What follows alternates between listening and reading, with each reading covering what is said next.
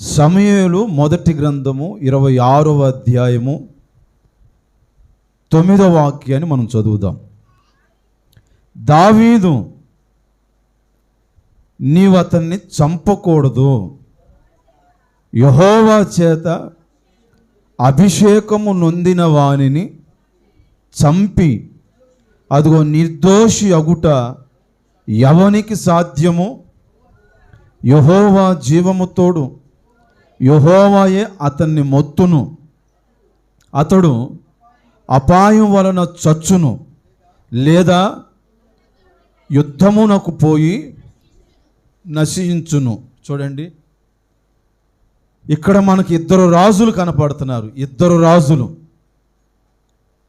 ఒక రాజేమో సౌలు, అంటే దావీదు మామ. ఇంకొక రాజేమో దావీదు. ఏమని అంటున్నారా? దావీదు మామ సౌలు, ఆయన రాజే. దావీదు కూడా రాజే. మామ అల్లుళ్ళు ఇద్దరు కూడా రాజులే. బాగా వినండి, ఇద్దరు రాజులు. ఇద్దరు కూడా దేవుని చేత అభిషేకం నొందిన వారు.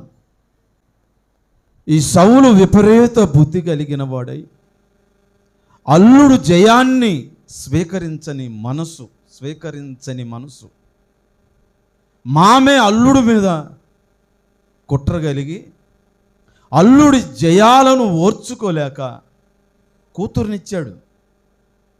అల్లుడిని చంపాలని 21 సార్లు ప్రయత్నం చేశాడు. ఎన్నిసార్లు? అల్లుడిని.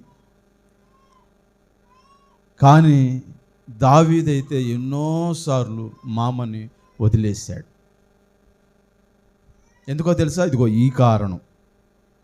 అభిషేకం అని వాడాడు. చూడండి, దావీదు, నీవు అతన్ని చంపకూడదు, యెహోవా చేత అభిషేకము నొందిన వానిని చంపి నిర్దోషి వగుట ఎవరికి సాధ్యం? అభిషేకం నొందిన వారిని చంపితే నువ్వు నిర్దోషివి కావు, నువ్వు ఒక క్రిమినల్ అయిపోతావు, ఒక దోషివి.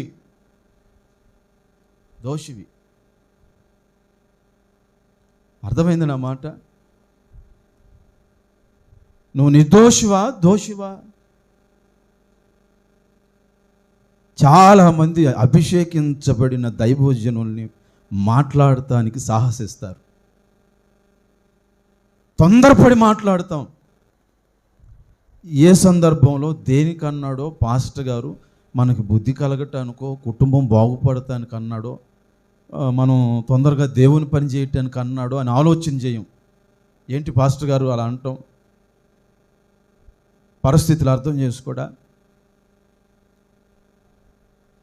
మీ మీదకి దేవుని శాపం రాకుండా ఉండటం కోసం దైవజనుడు కొన్నిసార్లు మిమ్మల్ని హెచ్చరిక చేస్తుంటాడు.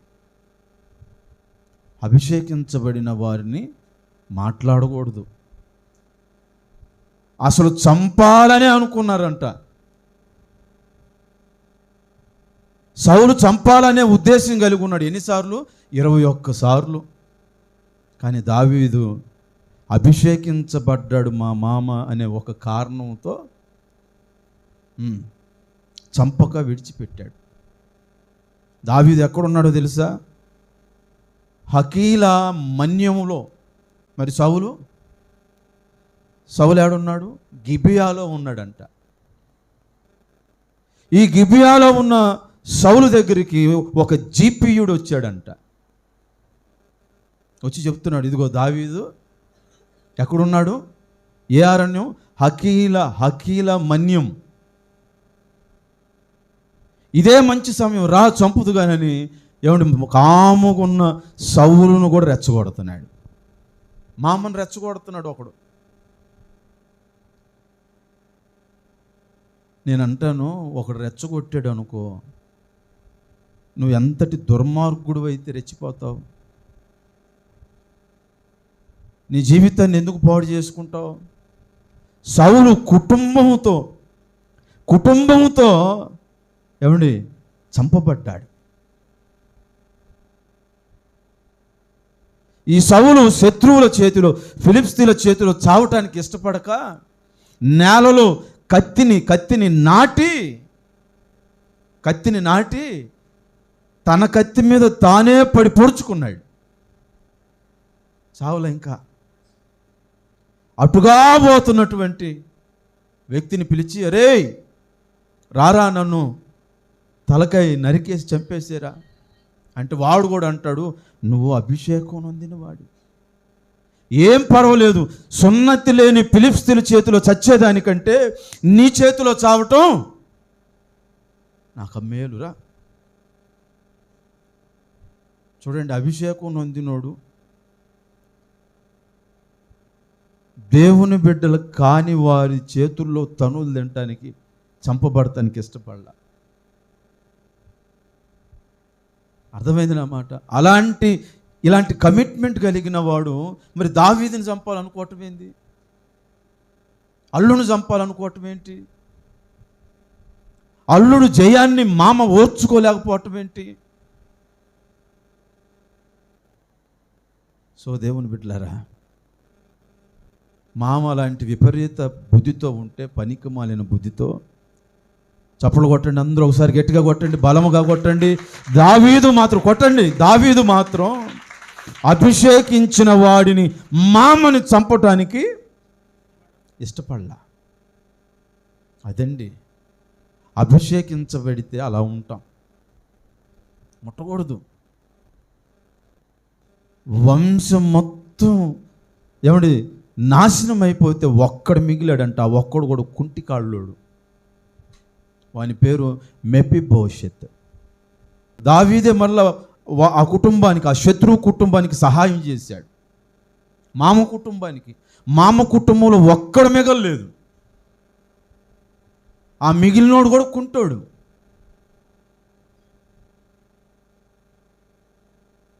అభిషిక్తుడి మీదకి తిరగబడొద్దు, సనగొద్దు. మిమ్మల్ని నేను ఒకవేళ గద్దించిన, కోప్పడిన దేనికంటే దేవుడి నుండి నువ్వు ఆశీర్వాదాలు పొందాలని, మనుషుల నుంచి కాదు. గద్దించేవారు ఉండటం నీకు శ్రేయస్కరం. చెప్పేవాడు లేక అదుపు లేకుండా పోయారు అని ఒక సామెత ఉంది. నీకు చెప్పేవాళ్ళు ఉన్నారుగా, నిన్ను కంట్రోల్ చేసేవాళ్ళు ఉన్నారుగా. దిక్కుమొక్కు లేని ఏకాకివి కాదుగా.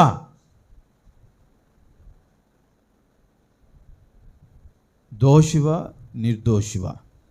చెప్పండి ఏంటేంటి? ఇప్పుడు మిమ్మల్ని మీరే క్వశ్చన్ చేసుకోండి. నేను దోషినా నిర్దోషినా? దోషము లేని వాడా, దోషిగా మారితివా, నా పాపముకై నా శాపముకై, నా పాపముకై నా దోషము లేని వాడా, నా పాపమే నిన్ను రాజుల ఎదుట దోషిగా నిలబెట్టగా, నా పాపమే నిన్ను రాజుల ఎదుట దోషిగా నిలబెట్టగా, నలిగి కరిగి పోతివా, ఉపము లేని వానిగా, నలిగి కరిగి పోతివా, ఉపము లేని వానిగా, దోషుల నడుమ మరణించినావా, దోషుల నడుమ మరణించినావా, దోషము లేని వాడా, దోషిగా మారితివా, నా పాపముకై నా శాపముకై, నా పాపముకై నా శాపముకై, దోషము లేని వాడా. దోషము లేనివాడు యేసయ్య. మన పాపాల కోసం, మన శాపాల కోసం నలిగిపోయాడు. నీ వలన నా వలన ఒక క్రిమినల్ అనే బ్రాండ్ వేశారు ఆయనకి. ఏమంటే యేసయ్య క్రిమినల్ అండి? దోష అండి? ఒక్కసారి ఆలోచించండి. మనం కన్ను మిన్ను కానరాక ఏమంటే మనం చేస్తున్న పనులను బట్టి ఆయన దోషి అనిపించుకున్నాడు. కానీ మచ్చుకు కూడా కానరాలేదంట, ఒక్క దోషం కూడా వెతికినా కానరాలేదంటాడు పిలాతు. ఆయనలో ఒక్క దోషం కూడా నాకు కనపడలేదు అంటున్నాడు.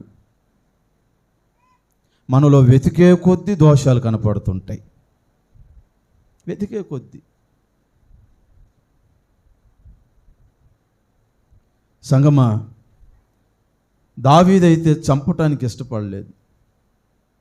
తన మామ సౌలైతే చెప్పండి సౌలైతే చంపటానికి సకల ప్రయత్నాలు చేశాడు, ఓడిపోయాడు, కుటుంబాన్ని పోగొట్టుకున్నాడు. అభిషిక్తుల జోలికి పోవద్దు. ఒకవేళ మేమే బలహీనులం అయితే మాకు 2 అంతలు ఉంటుందంట. ఎన్ని అంతలు? నువ్వెందుకు నోరు చేసుకుంటావు? నువ్వెందుకు చేయి చేసుకుంటావు? నువ్వెందుకు జీవితాన్ని పాడు చేసుకుంటావు? Are you a criminal? దోషివా నువ్వు?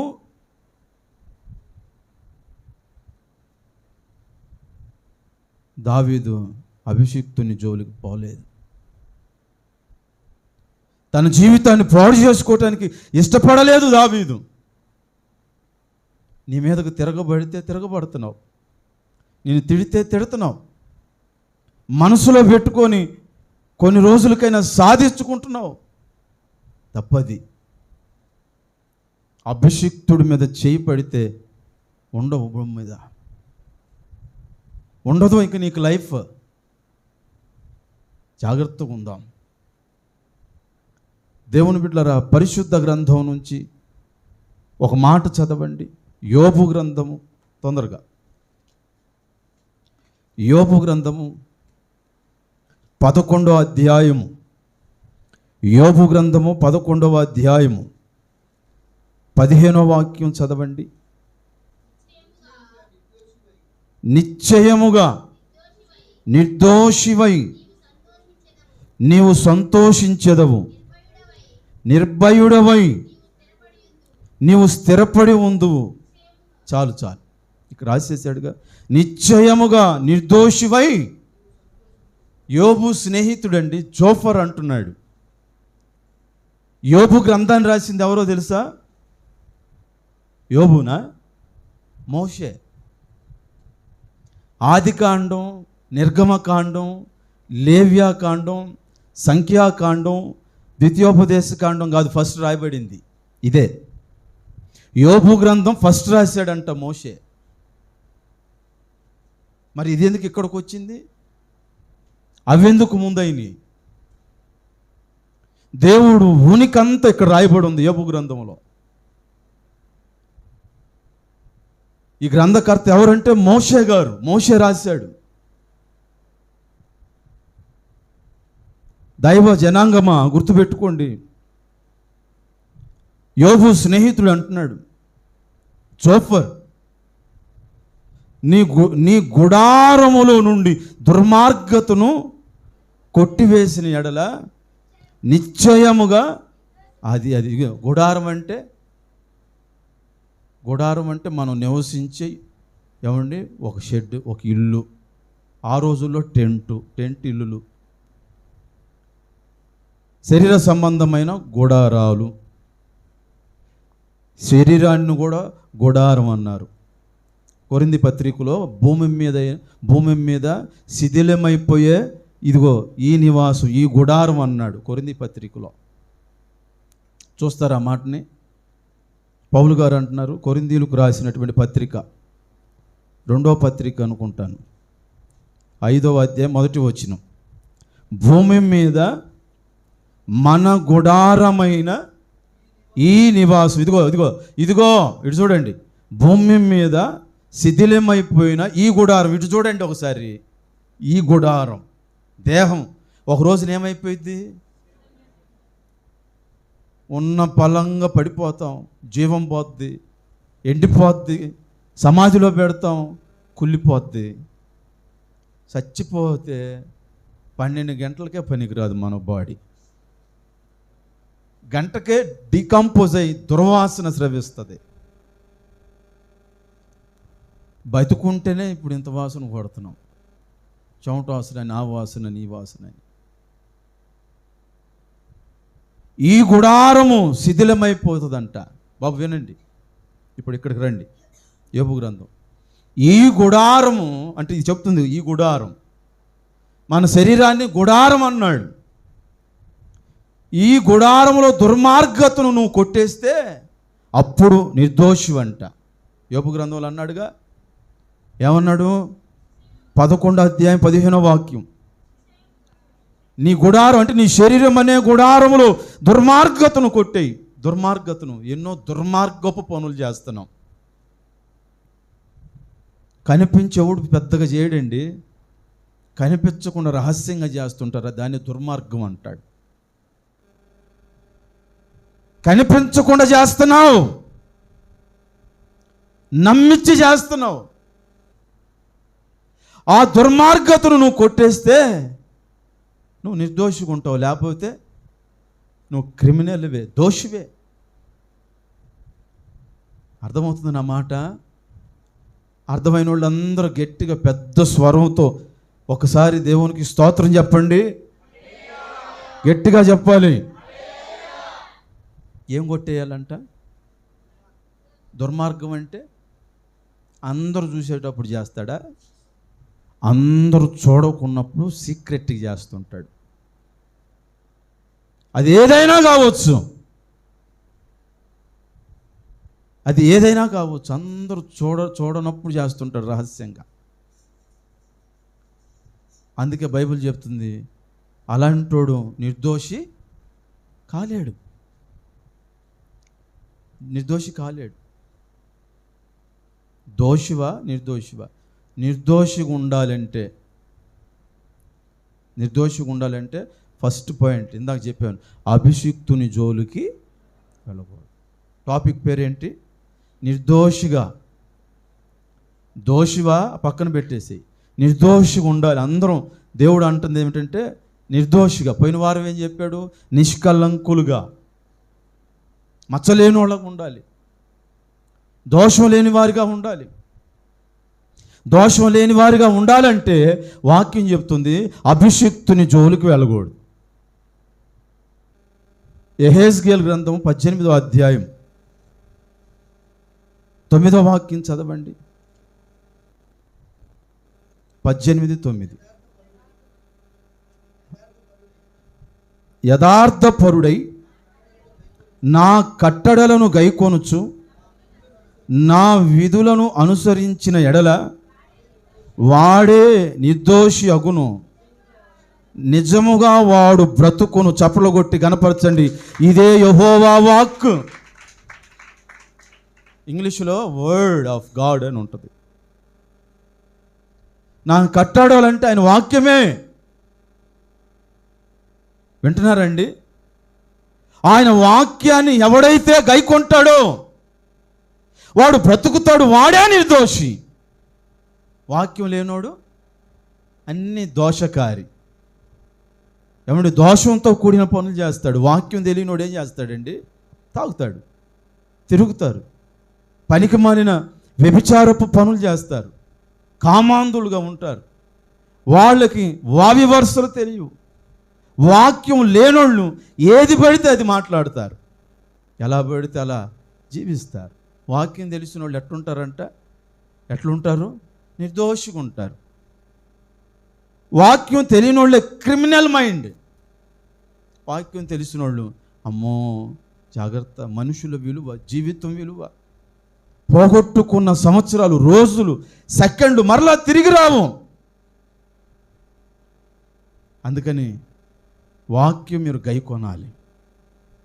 వాక్యం వినటం ఒక ఎత్తు, చదవటం ఒక ఎత్తు, వాక్యానుసారంగా నడవటం, బోధించటం ఒక ఎత్తు. అందరూ బోధిస్తున్నారు, అందరూ బోధకులే. But they can't follow the word of God. దేవుని మాటను వాళ్ళు అనుసరించరు. ఇప్పుడు నేను నిన్ను గద్దించానండి వాక్యంతో, అలిగి 2 వారాలు రావు. గద్దించినా కూడా సర్దుకున్నావు అనుకో, నీ దగ్గర ఏమున్నట్టు? వాక్యం ఉన్నట్టు. వాక్యం లేకపోతే తగ్గింపు ఉండదు, తగ్గింపు లేకపోతే క్రిమినల్ అయిపోతావు. ఏమవుతావు అంటే దోషకారివైపోతావు, దోషం తెచ్చిపెట్టుకుంటావు. వాక్యం మనిషిని ఎంత బాగు చేస్తుంది. నీ వాక్యమే నన్ను బ్రతికిస్తుంది. యవనస్తులు దేని చేత నడకని శుద్ధి చేసుకుంటారు, పవిత్రం చేసుకుంటారంటే నీ వాక్యం చేతనే కదా అంటాడు 119వ కీర్తనలో. వాక్యమే తగ్గింపునిస్తుంది, వాక్యమే కలుపుకునేలా చేస్తుంది, వాక్యమే పవిత్రపరుస్తుంది, పరిశుద్ధపరుస్తుంది, వాక్యమే బ్రతికిస్తుంది, నిర్దోషిగా బ్రతికిస్తుంది అంట వాక్యం. నువ్వే ఆలోచన చేసుకో, వాక్యం లేకుండా ఎన్ని దోషాలు మూటగట్టుకున్నావో, ఎంత దోషకారిగా ఉన్నావో, ఎంత దోషిగా ఉన్నావో. వాక్యం ఉన్నవాళ్ళు కఠినంగా ఉండలేరు, ప్రేమిస్తారు, కలుపుకుంటారు. మనుషులకు తండ్రి నుంచి ఈవులను పొందుకునేలాగా చేస్తారు. మీరందరూ వాక్యం తెలిసిన వాళ్ళు, ఎవరు మిస్ చేసుకోకుండా మీరు రండి, దేవుని దీవెనలు పోగొట్టుకోకూడదని నేర్పించాలి. ఆఖరి మాట, లాస్ట్ బట్ నాట్ లీస్ట్, చూడండి. దానియేలు గ్రంథం 6వ అధ్యాయం. నిర్దోషి అట్టుంటాడంట. 3వ మాట ఏం చెప్పాను? వాక్యాన్ని గైకొంటాడు. నోరు తెచ్చి చెప్పండి. వాక్యాన్ని అనుసరిస్తారు. నువ్వు క్రిమినల్ అయితే వాక్యం వద్దు అనుకుంటావు. నువ్వు క్రిమినల్ అయితే, క్రిమినల్ మైండ్ నీకుంటే, దోషం నీలో ఉంటే, నువ్వు దోషివైతే వాక్యాన్ని త్రోసిపుచ్చుతావు. వాక్యమే వినరు కొంతమంది. దానియేలు గ్రంథం 6వ అధ్యాయము 22వ వాక్యం, 6:22. నేను నా దేవుని దృష్టికి నిర్దోషినిగా కనబడితిని గనుక ఆయన తన దూతలను పంపించి సింహములు నాకు ఏ హాని చేయకుండా వాటి నోళ్లు మూయించెను. రాజా, నీ దృష్టికి నేను నేరము చేసిన వాడను కాను కదా. చప్పలు కొట్టండి ఒకసారి గట్టిగా. ఈ మాటకి అందరూ బలముగా కొట్టాలి. దేవుని సంగమా, ముగింపు చేస్తున్నాను, జాగ్రత్తగా వినండి. రాజుకి సవాలుతో కూడిన మాట విసురుతున్నాడు దానియేలు. సింహాలు నాకు హాని చేయలేదు, ఎందుకో తెలుసా? Because I am a prayerful man. నేను ప్రార్థనాపరుణ్ణి, నేను నిర్దోషిని. నా దగ్గర ప్రార్థన ఉంది, నా దగ్గర నిర్దోషత్వం ఉంది. నిర్దోషుల కంట ఏ హాని జరగదు. ఏంటండి? ఏ హాని?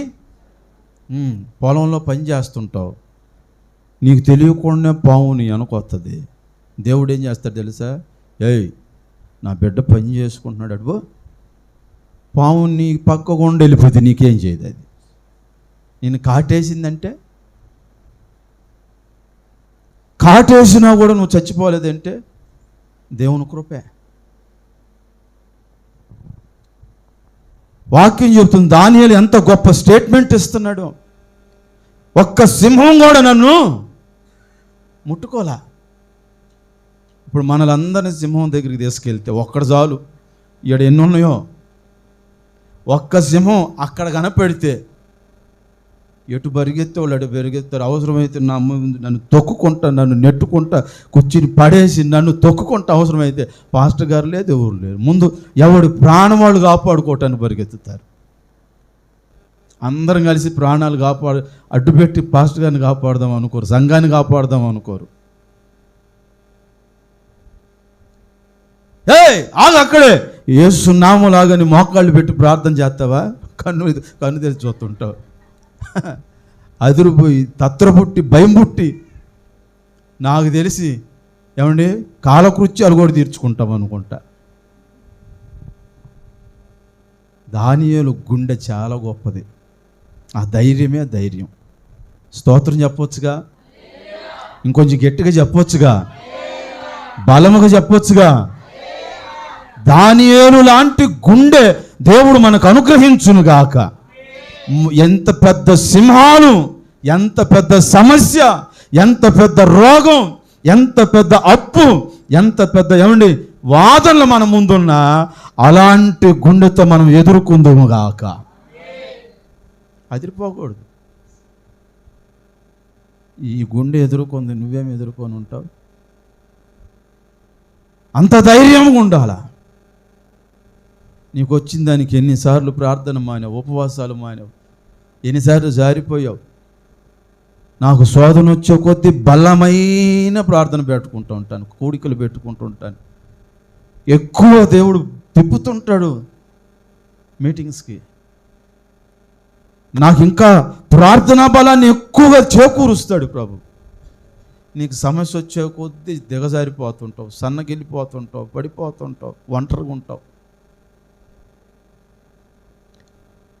సో దేవుని చేత నిర్దోషిగా పిలువబడాలంటాం మనం. ఎవరి చేత చెప్పండి? నిర్దోషి ఎలా ఉంటాడంటే మానక ప్రార్థన చేస్తాడు. 4వ మాట, దానియేలు ఏం చేశాడంట?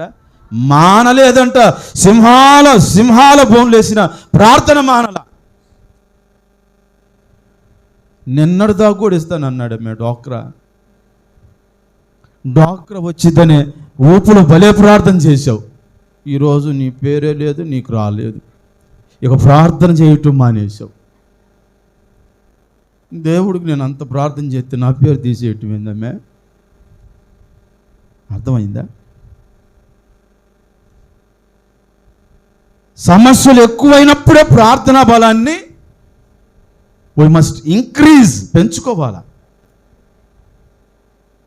సమస్యను చూసి వెనకకు పోవద్దు, దిగజారిపోవద్దు, పడిపోవద్దు, చెడిపోవద్దు. బలంగా నిలబడు. సింహాలకు ఎదురు నిలబడ్డాడు. సమస్యకు ఎదురు నిలబడు, రోగానికి ఎదురు నిలబడు, పోరాడైన గెలువు, స్వస్థపడు. దేవునికి స్తోత్రం. అప్పులు చేసుకుంది నీ కోసమేగా. నిలబడు. పిరికి గుండె కలిగి చచ్చిపోవటం ఎందుకు? నువ్వు ఎండ్రిని పురుగులే చావట్లా. ఎందుకు మనం చావాలి? ఎదురాడి అప్పులు తీర్చు. దేవుడు తీరుస్తాడా? మనం తీర్చుకోవాలా? అప్పులు చేసుకుందాం. నువ్వు దేవుడికి ఏమైనా పెట్టావా? సారేపత్తు విధవరాలు భర్త అప్పులు చేసి చచ్చిపోయాడు. దైవజనుడి దగ్గరకు వచ్చింది. దైవజనుడు మంచి సలహా ఇచ్చాడు. ఏముందమ్మా నీ ఇంట్లో? కుండలో ఏముంది? నూనె. ప్రార్థన చేశాడు, నూనె వ్యాపారం పెట్టుకుంది. ఏమండి అప్పులన్నీ తీర్చుకుంది. చప్పలు కొట్టి కనపరచు గట్టిగా. ఇప్పుడు ప్రార్థనలు ఎలాగున్నాయి? ఇప్పుడు ప్రార్థనలో యేసు నామములో అప్పులు తొలగిపోవును గాక. పోతున్నాయా? పావు సోమరిపోతులాగా నిన్ను చేస్తున్నారు వాళ్ళు. పని చేసుకొని తీర్చుకో అప్పులు. మంచి పని చేసుకునే మార్గాన్ని దేవుడు చూపిస్తాడు. అప్పులు తీర్చుకో. బోధల్లో దుర్బోధ అది. ఇప్పుడు చెప్పండి, నువ్వు దోషిగా ఉండాలనుకుంటున్నావా, నిర్దోషిగా ఉండాలనుకుంటున్నావా? బుస్సా. నిర్దోషి ఎట్లుంటాడు? అభిషిక్తుడిని ముట్టడు, తోలనాడడు. బైబిల్లో ఉంది, కీర్తన గ్రంథంలో, నా అభిషిక్తుడిని ముట్టుకుంటే నా కనుగుడ్డుని ముట్టుకున్నాడు. దేవుణ్ణి డిస్టర్బ్ చేసినట్టంట. నిద్రపోయేవాడిని కంట్లో పడు. అమ్మాయి మీ ఆయన్నే నిద్రపోతున్నప్పుడు ఎట్టాను? ఎంత ముద్దుగా చూసుకునేవాడైనా వీపు విమానం మోత మోగిస్తాడు. సేవకులను ముట్టుకున్న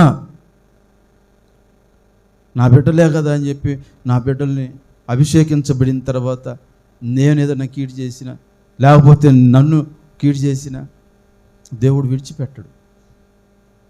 మా సేవకుడే, మా చుట్టమే కదా అని ఎలా పడితే అలా మాట్లాడిన దేవుడు విడిచిపెట్టడు. నిర్దోషి అభిషిక్తులను ముట్టుకోడు, సన్నగోడు, కొనగోడు, తిరగబడడు. నిర్దోషి రెండవది అంటే ఎట్లుంటాడు?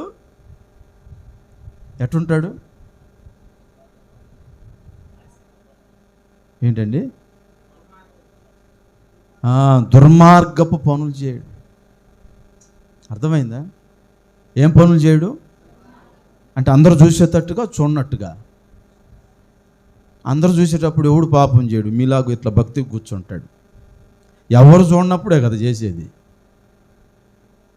మూడవది, నిర్దోషి ఎట్టుంటాడంట? వాక్యాన్ని అనుసరిస్తాడు, వాక్యాన్ని త్రోసిపుచ్చడు. మరి వింటున్నారా మీరు? నాలుగవది, నిర్దోషి ఎట్టుంటాడంట? మానక ప్రార్థన చేస్తాడు. ప్రార్థన మానుకోమాకండి. మీ అందరూ కొందన్నారు. ప్రభు మనలందరినీ ఏమండి నిర్దోషులుగా మార్చునుగాక. ఆమేన్.